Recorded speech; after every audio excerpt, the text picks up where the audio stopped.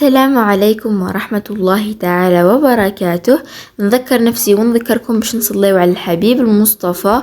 اللهم صل وسلم وبارك على نبينا محمد وعلى آله وصحبه أجمعين. اليوم جبت لكم وصفة من ألذ وأخف الحلويات اللي نحبها شخصيا، كيكة أوروبية بكريمة الليمون، منعشة وخفيفة، واللي ذوقها عندي كامل يطلب مني الوصفة. هذه الكيكة تناسب القهوة ولا الشاي، وحتى في المناسبات تقدروا تديروها. شكلها أنيق وطعمها ما تقدروش تقاوموه. المميز فيها انه سهلة، مكوناتها بسيطة ومتوفرة في كل البيت. دركا تبعوا معايا الوصفة من الاول الاخير خطوة بخطوة باش نجربوها كيف كيف. اول خطوة في هذا الفيديو اللي هي راح نحضروا الكريم باتيسير اللي تكون محشية داخل هذيك الكيكة. اول حاجة في كسرونة راح ندير كاس ونص تاع حليب، استعملوا كونديا ولا تاع شكاير عادي. نزيد لهم 40 غرام تاع نشا، اي ما يعادل 2 ملاعق كبيرة تاع نشا. اما بالنسبة للسكر راح ندير 50 غرام تاع سكر، اي ما يعادل 3 ملاعق كبيرة تاع سكر.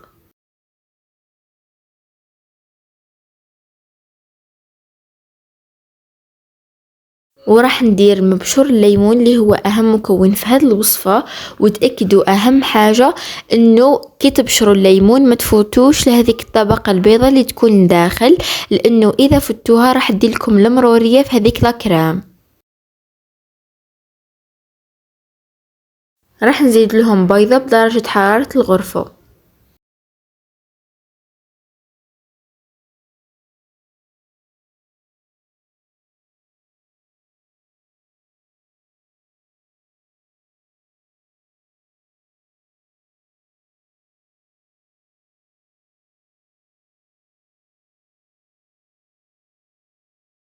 دركا راح نزيد لهم عصير تاع نصف حبة ليمون ونضيفه للخليط.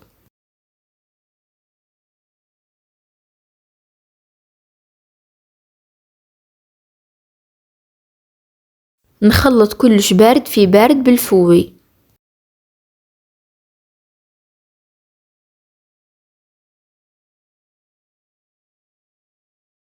مباشرة راح نحطها على النار ونبقى نخلط.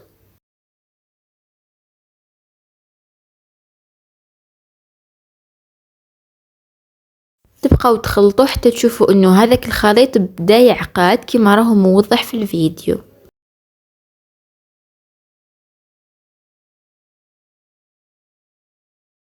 نمروا ثاني خطوة في هذا الفيديو اللي هي نحضروا العجين تاع الكيكة.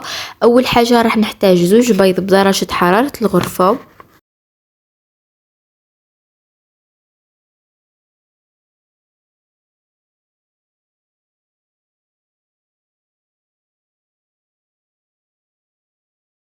نزيد لهم 100 غرام تاع السكر، اي ما يعادل نصف كأس تاع سكر. ملعقة صغيرة وتكون شوية معمرة تاع فاني، كما تقدروا ديروا فاني ليكيد. ونخلط هذه المكونات مع بعضهم بالفوي.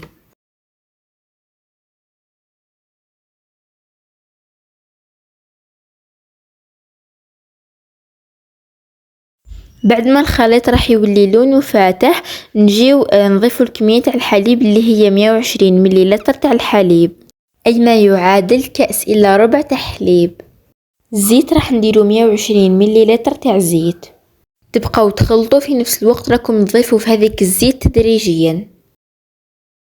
بالنسبة للنواشف وباش تتمسكنا هاد العجينة راح ندير 220 غرام تاع فرينة، اي ما يعادل كاس ونص تاع فرينة. نزيد لهم باكي تاع خميرة الحلوى نوارة، اي ما يعادل 10 غرام. ونخلط هذوك المكونات كامل مع بعضاهم.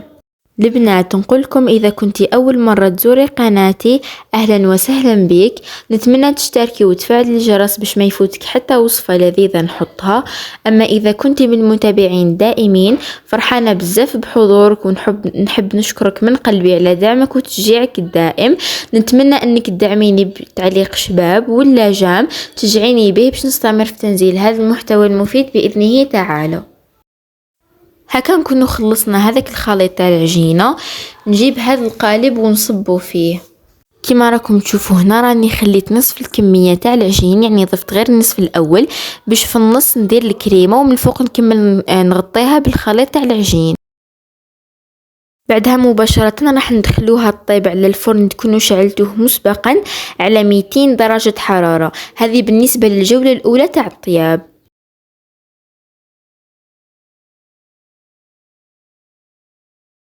نجيبوا الكريم باتيسير تاعنا اللي تكون ديجا بردت وراح نديروها من الفوق.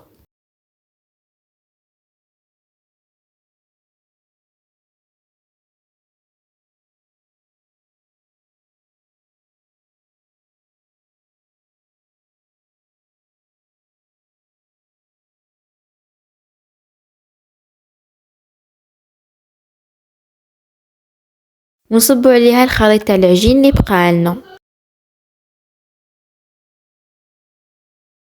نسويو السطح كما راكم تشوفوا هكا باش كي نحطوها الطيب يجي شكلها معدول من الفوق. نسيت ما قلت لكمش انه الجوله الاولى تاع الطياب راح تحطوها الطيب لمده ربع ساعه، اما بالنسبه للجوله الثانيه راح نقصوا درجه الحراره نديروها على 180 درجه حراره والطيب لمده 25 دقيقه. وهذا هو الشكل مع الاخير بعد ما نخرجها من الفور. شوفوا لي ما شاء الله كيف راهي منفخه ومحمره. باش نزيد البنه في هذيك الكيكه راح نجيب معجون تاع المشماش، وهو افضل نكهه تقدروا تستعملوها من المعجون في هذه الكيكه. اذا كان المعجون تاعك شويه ثقيل تقدري تخفيه بشويه تاع ما زهر وندهن بها الوجه تاع هذيك الكيكه من الفوق. نجيب كميه مليحه من جوز الهند وراح نبدا نرشو من الفوق كخطوه اختياريه. وها هي الكيكه بطعم الليمون بعد ما خرجناها من الفرن. شوفوا كيفاه طلعت هشه خفيفه وريحه الليمون ما شاء الله تنعش القلب. الكريمه زادتها طعم ولا اروع، منعشه والنتيجه بصراحه تحفه وتستحق انكم تجربوها. نتمنى من قلبي تجربوها وتعجبكم كما عجبتني انا وعائلتي. ولو كان جربتوها ما تنسوش تكتبوا لي لتحت في لي كومونتير كيفاه جاتكم، ونفرح بزاف كي نشوف تطبيقاتكم وثقتكم فيا. هنا اكيد راح نقطعها القطع يكون عندهم نفس الحجم.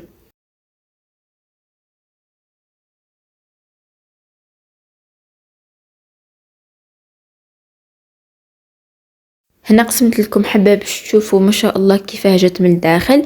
شوفوا لي الطبقات كيفاه راهم يبانوا.